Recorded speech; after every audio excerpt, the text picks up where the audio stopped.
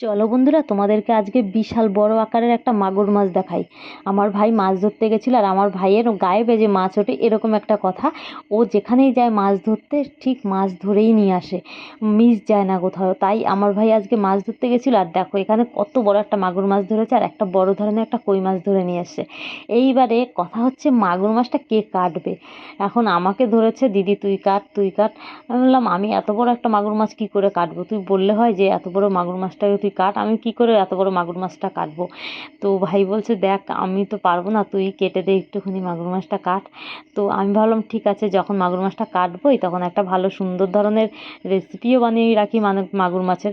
তো চলো পুরো ভিডিওটা দেখতে থাকো প্রথম থেকে শেষ পর্যন্ত। আর ভালো লাগলে অবশ্যই একটা কমেন্ট করো, আর আমার চ্যানেলটাকে সাবস্ক্রাইব করতে একদম ভুলো না।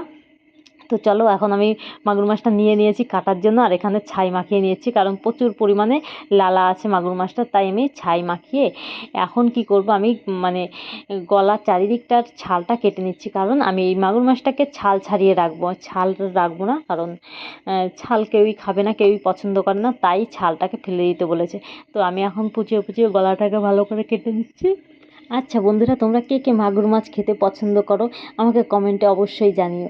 আর এখানে দেখো আমি মাগুর মাছটাকে ভালো করে পিস পিস করে নিয়েছি, মাথাটাকে ছাড়িয়ে আর পিস করে নিচ্ছি, কারণ আমি পুরো গোটা অবস্থায় ছালটাকে ছাড়াতে পারছিলাম না একদম, কারণ যেরকম ওয়েট ভারী মাগুর মাছটা, তার জন্য আমি ছালটাকে গোটা ছাড়াতে পারিনি, তাই আমি কেটে কেটে ছালটাকে ছাড়াচ্ছি।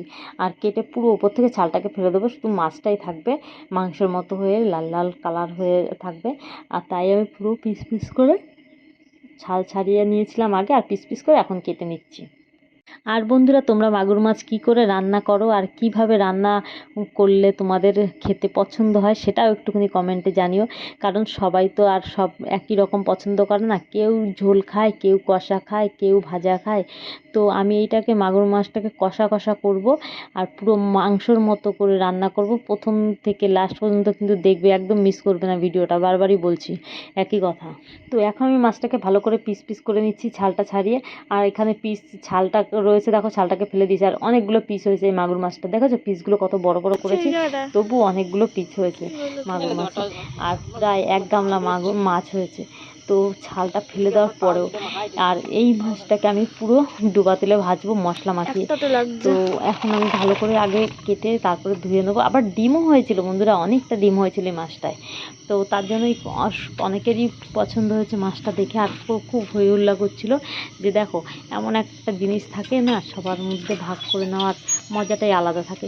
আর সবাই যখন বলে যে খুব ভালো লেগেছে, খুব ভালো হয়েছে, তখন যে একটা অন্য রকমের অনুভূতি হয়, এটা যারা না করবে, বাচ্চাদের বা বয়স্কদের ভালো যদি না বাসতে হয় তাহলে তারা বুঝবে না যে এই ভালোবাসাটার কতটা মজা।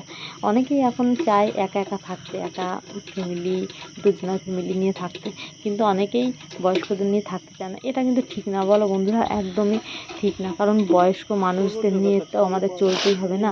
আমাদের যদি বয়স্ক মানুষরা না মানুষ করতো, না বড় করতো, আমরা কিন্তু এই পৃথিবীতে আসতে পারতাম না। তো সেই কারণেই বলা যে যে কোনো বয়স্ক মানুষকে অসম্মান করো না, বা বাচ্চাদেরও অসম্মান করতে যেও না, কারণ বাচ্চাদের অনেকেই অসম্মান করে, কিন্তু এটা তার উপরে খুব একটা প্রভাব পড়ে। তো এটা আমি যেটা বলতে চাচ্ছি কথাটা, এটা হলো যে অনেকেই আছে যে একটু কালো হলে বলে তুই কালো, আমার সঙ্গে মিশবি না, আমি তোর সঙ্গে মিশবো না, আমি সুন্দরদের পছন্দ করি। তো এরকম ছোট ছোট ব্যাপার আছে, এই সব ব্যাপারগুলো খুবই অপছন্দের ব্যাপার। তো দেখো এই পুরো বড় মাছটাকে আমি ছাল ছাড়িয়ে একদম পুরো সাজিয়ে রেখেছি মাথা থেকে লেজ পর্যন্ত, তোমাদেরকে দেখানোর জন্য যে কীভাবে আমি ছালটা ছাড়িয়েছি। ছালটাকে সাইড দিয়ে কেটে কেটে কেটে কেটে বার করে ছালটাকে ছাড়াতে হয়েছে। তো আমিও সেইভাবে ছালটা ছাড়িয়েছি, কারণ অত পরিমাণে তেল কেউই খেতে চায় না, আর আমার ছাল তো একদমই চলে না বলতে গেলে মাছের। তো তার জন্যই আমি বলেছিলাম মা কাউকে দিয়ে দাও বা কিছু, মা বলছে না তোর আনন্দ ফুর্তি করে ধরেছে তোর ভাই, তো খাওয়া দাওয়াই করুক মাছটাকে, আবার কবে পাবে কি পাবে না তার কোনো গ্যারান্টি নেই। তো তার জন্য বললাম আমাদের এখন আমি এই মাছের বড় টুকরোগুলোকে ছোট ছোট পিস করে নেব, যাতে মাংসের টুকরোর মতো মশলা মাখিয়ে যাতে ভাজা করে দেওয়া যায়। তাই আমি ছোট ছোট করে নিচ্ছি পিসগুলো, কারণ অত বড় পিস কেউ খেতে চায় না, আর খুবই কম খাওয়া হয় আমাদের এই মাছটাকে। আমি তো খাই না বলতে গেলেই চলে। তো তারপরেও ভাই যেহেতু ধরে এনেছে, কেটে দেওয়ার আমার একটা দায়িত্ব আছে না, তাই আমি বসে বসে মশার কামড় খেয়েও মাছ কাটলাম কলপাড়ে বসে বসে। আর কলের মশা যত ছিল সব আমার পায়ে ঝেঁকে ধরেছে আর আমাকে খেয়েছে আরাম করে। এই দেখো মাথাটা কত বড়, মাথাটা কেমন দেখাচ্ছে বলো, একটু কুমুরের মাথার মতো দেখাচ্ছে। আর আমি ধরে রেখেছি, দেখো কেমন কত বড় বড় গোপ দাড়ি সবই আছে মাছের। তো মানুষের মতোই হবে হয়তো মাছগুলো, মানুষের মতো গোপ দাড়ি সব হয়েছে মাছের, দেখতে পাচ্ছ। তো বন্ধুরা, অনেকেই কিন্তু জানে না এই হাইব্রিড মাগুর মাছ খেতে। তো আমরাও জানতাম না, আমরাও কোনোদিনও খাইনি এর আগে। তো ভাই যখন এনেছে, ট্রাই করে দেখাই যেতে পারে যে কেমন লাগে, বা রান্নাটা কেমন হচ্ছে সেটা অবশ্যই তোমরা রান্নাটা কেমন হয়েছে এটা ট্রাই করে বলতেই পারো। তো আমি তো কাটছি খুব কষ্ট করে, মাথাটাকে কাটছি, দেখো কাটতেই মনে হচ্ছে বহুত কষ্ট হয়ে যাচ্ছে। বটি দিয়ে তারপর টাকিয়ে টাকিয়ে অনেক কষ্ট করে কাটলাম মাছটাকে। এই দেখো আমার তো পুরো হাত ব্যথা হয়ে গেছিলো আর নখগুলো ভেঙে ভেঙে গেছিলো। আর এইখানে আমি সাজিয়ে রেখেছি মাছগুলোকে পরপর করে, এখানে ডিমও আছে, অনেকটা ডিম হয়েছিল মাছটায়। তো এরকম সাইড করে করে রেখেছি। এই দেখো এগুলো হচ্ছে ফুলকা, এর সাহায্যে মাছগুলো ভেসে থাকে। আর এই দেখো ফুলকা, কতটা ফুলকা দেখেছো, পুরো দাঁত আছে দুটো বড় বড়, আর ফুলকা আছে। ফুলকাগুলো কিন্তু সুন্দর লাগছে দেখতে, পুরো ফুলের মতো সাজানো, কদম ফুল যেরকম পুরো সেম কদম ফুলের মতো। তো আমার তো ভালোই লেগেছে মাছটাকে, তোমাদের কেমন লাগে এই মাছ, আর অবশ্যই কমেন্টে জানিও। আমার তো খুবই ভালো লাগলো। আর দেখো আমি কাটছি মুগুর দিয়ে, এখানে এখানে মুগুর না ব্যবহার করলে চলবে না, তাই আমি মুগুর ব্যবহার করেছি। এখানে মুগুর দিয়ে টাকিয়ে টাকিয়ে মাছটাকে কেটে নিচ্ছি, মানে মাথাটাকে চারফালি করতে হবে, অনেক বড় একটা মাথা, একজনের পাতে ধরবে না। তো আমি মাছটাকে ওই এখানে দেখো, এই দেখো ফুলকোটা দেখো গোল গোল, পুরো কদম ফুল, পুরো সেম কদম ফুলের মতো ফুলকো দুটো। এই দেখো তোমরা এর আগে দেখেছো এরকম ফুলকা মানে মাগুর মাছের, দেখেছো? দেখলে কমেন্টে জানিও যে দেখেছো কিনা। এই দেখো এখান থেকে ওখানে, ওখান থেকে ওখানে, মাছ কাটার তাড়নায় পুরো টাকিয়ে টাকিয়ে টাকিয়ে টাকিয়ে কাটতে হচ্ছে মাথাটাকে। উফ, সেই কষ্ট সেই কষ্ট, আমার তো আমি নাজেহাল হয়ে গেছি পুরো মাছটা কাটতে গিয়ে। তারপরে আবার করেছি রান্না, তো পুরোই আমি নাজেহাল হয়ে গেছিলাম, কারণ এত বড় একটা মাছ কাটার পরে আবার রান্না করা, মানে কতটা যে কষ্ট সে বলার মতো না।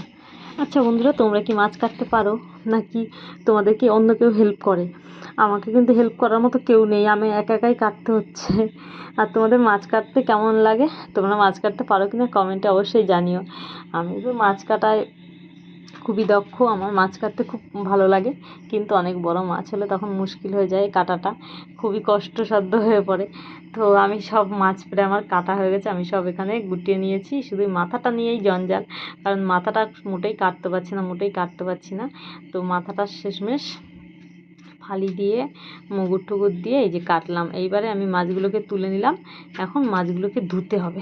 তো ভালো করে ধুতে হবে পরিষ্কার করে, যাতে রক্ত টক্ত না থাকে। আর মাছ যত ধোবে তত মাছ নাকি ভালো লাগে খেতে। তো আমি মা কাকিমাদের কাছে শুনেছি মাছ ধুলে আগে মিঠা আর মাংস ধুলে আগে রিঠা, তাই মাংস কম ধোয় আর মাছটা বেশি ধোয়। তো সবসময় আমি এটা শুনে আসছি কথাটা। তো আমিও তার জন্য পরিষ্কার করে বারবার জল পাল্টে ধুয়ে নিচ্ছি, যতক্ষণ না পরিষ্কার জল বেরোয়। তো ততক্ষণ পর্যন্ত আমি এই মাছগুলোকে ধুয়ে নিলাম। এই দেখো এখানে ভালো করে 3-4 বার করে জল দিয়ে ধুচ্ছি। তারপরে চলে আসলাম আমি এই দেখো কলের এখানে জল দিয়েও হচ্ছে না, তারপরে কলের নিচে নিয়ে আবার ভালো করে জল চেপে দিয়ে মাছটাকে ধুলাম, কারণ পুরোটাই মাছটা সাদা চাই, যে সাদা হলে ভালো লাগবে দেখতে আর খেতেও ভালো লাগবে। যেহেতু এই মাছে না একটা হালকা গন্ধ আছে বন্ধুরা, যারা পছন্দ করে তাদের গন্ধটা লাগবে, কিন্তু যারা খায় না বা অপছন্দ করে তাদের একটু গন্ধ লাগবে। আমি তো খাই না, তো তার জন্য হয়তো আমার এরকম মনে হচ্ছে। এই দেখো এখানে ডিমটাকেও ধরে নিয়েছি হাতে, ডিমটাও নিয়েছি। এখন আমি গুনে গুনে তুলছি যে কত পিস মাছ হলো। প্রায় 60-70 পিস মাছ হয়েছে জানো তো বন্ধুরা।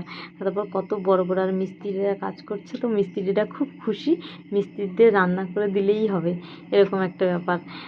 এই দেখো পুরো মানে আলাদা করার দেওয়া হয়েছে সব কিছু। এই যে এখানে আমি ধুয়ে ধুয়ে তুলছি ভালো করে। দেখো কত গেজা, মনে হচ্ছে যে সার্ফের মধ্যে ভিজেছিলাম, একদমই না, তোমরা ওরকম কিছু ভেবো না যে সার্ফে ভিজিয়েছি। তো মাছটাকে আমি কেটে নিয়েছি, কেটে পরিষ্কার করে রেখে দিয়েছি। এইবারে মাছটা রান্না করার পালা। তো চলো আমি এখন মাছ টাছ নিয়ে ঘরে চলে যাব, কারণ বাইরে আর থাকা যাবে না, ঘরে গিয়ে রান্না করতে হবে গ্যাসে। তো আমি এখন ঘরে চলে আসছি, ঘরে গিয়ে দেখা যাক কী কী মেনু হয়। এই দেখো চলে এসেছি, কী কী মেনু হয় দেখা যাক। বটিটা না পরিষ্কার করে রাখলে না, মাছ কাটার পরে বটি দিয়ে কিছু কাটা যাবে না, বটিতে একটা গন্ধ আসবে হালকা, তো গন্ধের কারণে কিছুই কাটা যাবে না। তাই জন্য আমি ভালো করে পরিষ্কার করে বটিটাকে ধুয়ে নিয়েছি, আর সার্ফ দিয়ে, যাতে সার্ফের গন্ধে মাছের গন্ধটা চলে যায়, সেই কারণেই আমি সার্ফ এনে রেখেছি। আর হ্যাঁ, দেখো কত সুন্দর লাগছে না, জায়গাটা কত সুন্দর লাগছে বলো। আমিও জানো তো বন্ধুরা একটা ছোট্ট ঘর করব, যে ঝড়ের মধ্যে দরজা খুলে দাঁড়িয়ে থাকবো বা জানলা খুলে একটু হাতে জল নেবো। আমার এইটা খুব ভালো লাগে, আমার খুব পছন্দের একটা জিনিস, যে বৃষ্টিতে ঘাটাঘাটি করা জল নিয়ে।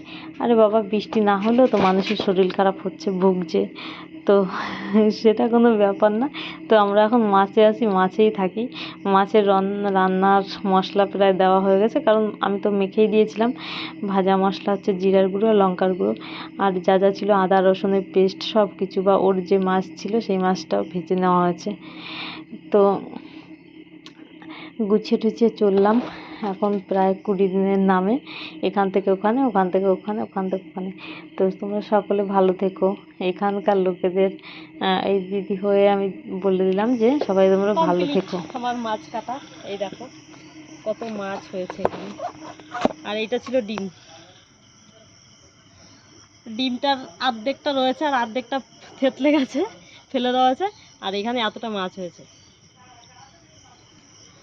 চলো এইবারে প্রস্তুত করি, কিভাবে কি রান্না করবো সেই অবস্থার দিকে যাই। পরের পুরোটা ভিডিও দেখতে থাকো। চলো এখানে আমি নিয়ে নিয়েছি আদা রসুন শুকনো লঙ্কা জিরে, তারপরে পেঁয়াজ কুচিয়ে নিয়েছি, সব কিছু একসঙ্গে নিয়ে নিয়েছি। না, একসঙ্গে আমি দেবো না, কারণ আমি আস্তে আস্তে মশলা বেটে বেটে দেবো। মাছগুলোকে মাখিয়ে নিয়ে আগে মশলাটা দিয়ে মাছগুলোকে মাখিয়ে নিচ্ছি, মাখিয়ে নিয়ে তারপরে রান্না করব। আর এখানে আমি মশলা এখন মিক্সির মধ্যে দিতে হচ্ছে, কারণ অতটা টাইম নেই এখন শিলে বাটার মতো, তাই মিক্সচার মেশিনে দিয়ে মশলাটাকে বেটে নেওয়া হলো। আর এখানে নুন দিয়ে নিলাম স্বাদ মতো, আর এই যে মশলাগুলোকে এর উপর দিয়ে ছড়িয়ে দেবো, মাছের উপর দিয়ে, মাছের উপর দিয়ে ছড়িয়ে দিলে পরে একবারে মেখে তারপর বসাবো। আমি পেঁয়াজ টেয়াজ সব কিছু একবারে দিয়ে দেবো, মেখে কাঁচা তেল যা যা মশলা আছে দেওয়ার মতো সেই মশলাগুলো দিয়ে একবারে মাখিয়ে নিয়েছি।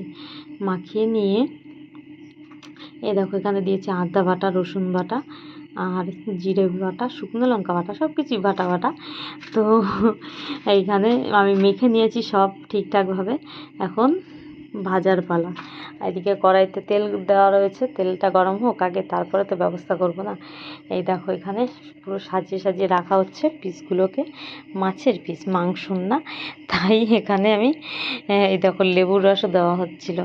আমার তো পরে যেহেতু ভয়েসটা দিয়েছে, অনেক দিন আগে ভিডিওটা করেছি না, অনেক কিছু আমার খেয়াল নেই যে কোথা থেকে কোথায় গেছে, কী হয়েছে না হয়েছে। তাই মাকে বললাম যে এনে দিতে, মা তাই এনে দিল।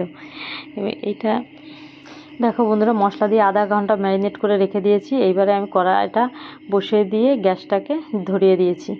এখন দিয়ে দেবো তেল, তেল দিয়ে আমি মাছটাকে ভালো করে ভেজে নেবো, একটু মচমচে করে ভেজে নেবো। আর এখানে আমি দিয়েছি, ব্যবহার করেছি সর্ষের তেল, আর যে কাঁচা তেলটা দিয়েছি সেটাও সর্ষের তেল ব্যবহার করছি, কারণ সর্ষের তেলটা দিলে খুব সুন্দর দেখতে লাগে বা খেতেও লাগে। তো তার জন্য আমি ছুটিটা নিলামই না। তেল গরম হয়ে গেছে, এবার একা একা করে আমি মাছগুলোকে সব ছেড়ে দিচ্ছি। সব দেওয়া যাবে না, দু তিনবার করে ভাজতে হবে, কারণ অনেক মাছ তো, তাই আমি একা একা করে ভেজে নিচ্ছি। এই দেখো উল্টে পাল্টে ভেজে নিচ্ছি, মনে হচ্ছে না পুরো মাংসের পিসের মতো লাগছে। আর দেখো কত সুন্দর করে সাজানো হয়েছে, সেজে গুজে বসে আছে। মুখটা একটু লজ্জা লাগছে, তাই মুখটা তুলছে না। আর খাওয়া দাওয়া হয়ে গেছে। তো এখানে মনে হচ্ছে পকোড়া ভাজা হচ্ছে। এই দেখো মনে হচ্ছে পকোড়া ভাজা হচ্ছে। খুব সুন্দর হয়েছিল কিন্তু খেতে বন্ধুরা, খুবই সুন্দর হয়েছিল। আর এখানে আমি পুরো মশলা সহ ভেজে নিয়েছি, কারণ মশলাটাও একটু ভাজা ভাজা হবে, খেতে অনেক টেস্টি হবে। গরম ভাত দিয়ে মেখে খেতে দারুণ লাগবে। তো তার জন্যই আমি, এই দেখো আমি এখন খেয়ে দেখছি কেমন হয়েছে। দারুণ হয়েছে খেতে, কিন্তু তোমরাও এরকম রান্না করে খেও।